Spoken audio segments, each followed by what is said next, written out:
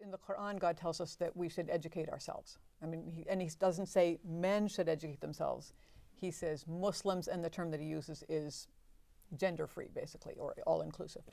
And also, you know, there's a verse in the Quran where God tells us that he who saves a life, it's as if he saved the lives of all mankind. And he who takes a life, it's as if he's taken the lives of all mankind.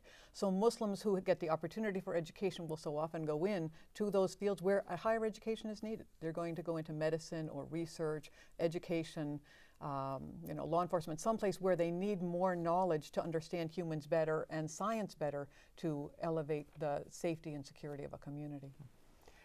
With that mentioned, I think we also need to talk about Afghanistan, because people see that on the news and they erroneously think, well, Islam suppresses women and children because they close down all these schools. That is not Islamic, the actions that have happened in that country. Okay. It is Islamic to promote education amongst women and children and men as well.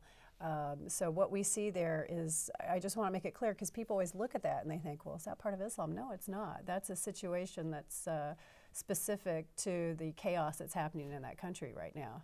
Don't forget, Afghanistan went through the invasion of the Soviet Union and so on and so forth. Those schools were completely bombed. There's no school even for young men, so to speak.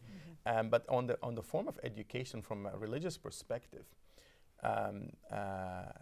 whereas the Quran makes it mandatory on Muslims to seek knowledge without mentioning the gender, the Prophet, peace be upon him, when he recited this very same verse, he went ahead and said, seeking knowledge is an obligation on each male and female Muslims. He emphasized that because culturally, that might not be something that people might accept sometimes in the Arab Peninsula during the time before the Prophet, peace be upon him, and the message was introduced. So he made it and emphasized it very, very vividly that seeking knowledge is an obligation on each Muslim, male and female, and he repeated that 3 times.